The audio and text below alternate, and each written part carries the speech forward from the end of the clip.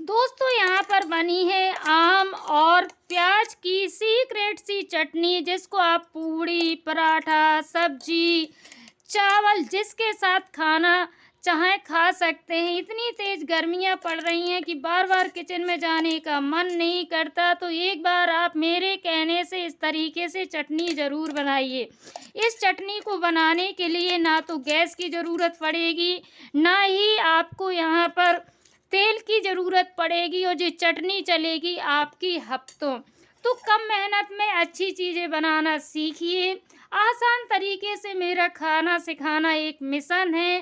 कम चीज़ों से अच्छे से समझाते हुए मैं आपको हर एक छोटी-छोटी चीज़ें बताती हूँ। तो प्लीज़ मेरे चैनल को बेल आइकन के साथ सब्सक्राइब कर लीजिए, ताकि आने वाली नोटिफ़िकेशन मिल सके सबसे पहले। तो चलिए दोस्तों, रेसिपी कंटिन्यू करते हैं। मेरी इंस्टाग्राम आईडी अनीता मसाला किचन, वहाँ पे जाके करिएगा फॉलो। साथ ही में शॉर्ट वीडियो जाते हैं तो उसे देखना मत भूलिए। तो चलिए चलते हैं आगे। हेलो दोस्तों, मैं अनीता और अनीता की मसाला किचन में एक बार आप सभी का फिर से है स्वागत। तो दोस्तों, आपकी अनीता लेके आ गई फिर से नई रेसिपी। तो यहाँ पर हम आज एक ऐसी रेसिपी बनाएंगे कि अगर आपने घर में दाल सब्जी नहीं बनाई, तब भी आप रोटी, पूड़ी, पराठा खा सकेंगे बिना सब्जी बनाए। तो दोस्तों, यहाँ पर आम की जो कैरी है छोटी छोटी सी आने लगी हैं। आप पेड़ों से रास्ते से निकलेंगे तो आपको खूब सारी रास्ते में जो डले आम के नीचे मिल जाएंगे। तो दोस्तों, मेरे पास भी थी तो मैं बनाने जा रही थी चटनी। मैंने कहा चलो अपने दोस्तों को भी दिखाती हूँ। तो दोस्तों, यहाँ पर बिल्कुल छोटू छोटू सी मैंने 5 से 6 आम ले लिए हैं। इनको मैंने धुला था पहले, लेकिन फ्रिज में रख दिया था, तो मैं इनको दोबारा से धुल लूँगी।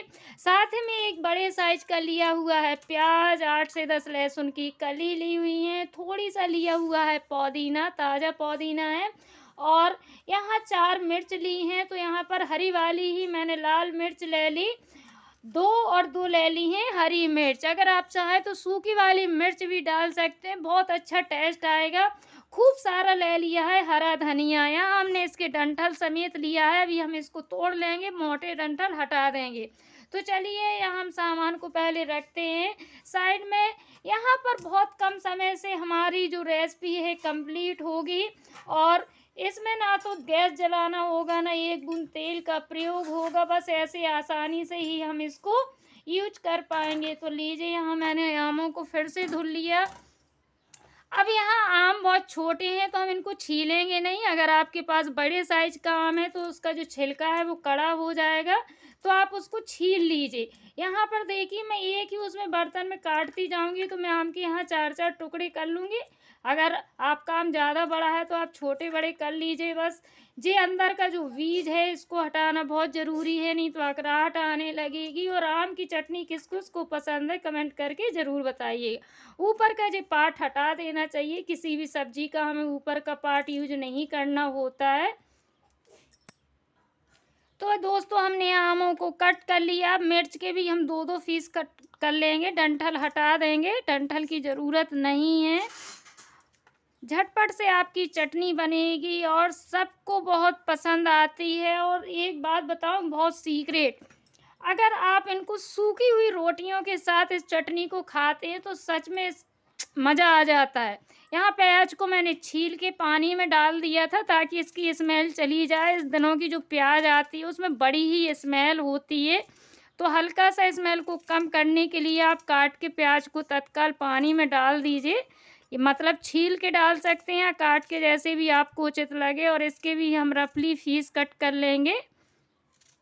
यहाँ कोई माप तौल नहीं है कि मैंने कितना क्या लिया हुआ है, आप अपनी मर्ज़ी से जितना जो सामान डालना चाहें।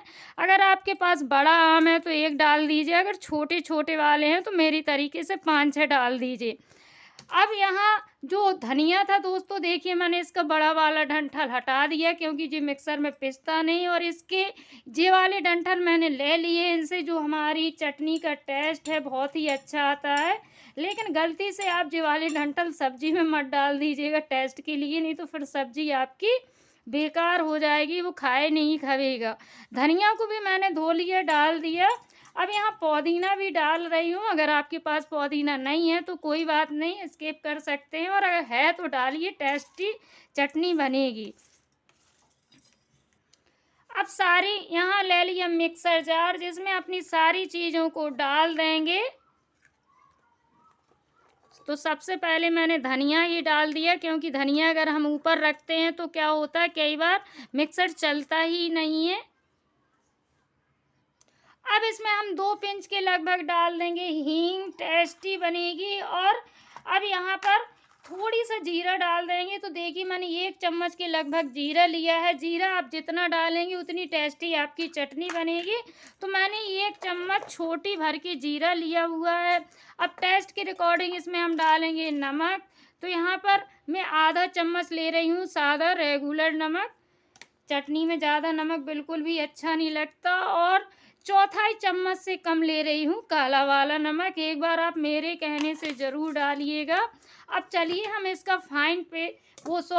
दरदरा टाइप की हम इसकी चटनी बनाएंगे, बहुत फाइन नहीं पीसना है। तो चलिए यहाँ पर अपनी चटनी को चेक करते हैं, पिसी या नहीं। तो लीजिए दोस्तों, एकदम कम्प्लीटली दरदरी टाइप की हमारी जो चटनी है पिस गई, और खुशबू इसकी बहुत अच्छी आ रही है। बस अब आप इसको निकाल के रख लीजिए किसी बाउल, किसी डब्बे में, और आप इसका हफ्ते भर तक एंजॉय कर सकते हैं फ्रिज में रख के। फ्रिज के बाहर जी 2-3 दिन तक आपकी चलेगी। तो दोस्तों, अगर आज की रेसिपी आपको पसंद आई हो तो प्लीज़ लाइक, कमेंट, शेयर ज़रूर कीजिएगा। मिलेंगे नेक्स्ट रेसिपी में, तब तक आप लोग स्वस्थ रहें, खुश रहें, अपनी और अपनी फैमिली का ख्याल रखें। अनीता आप सबका दिल से धन्यवाद करती है। Thank you.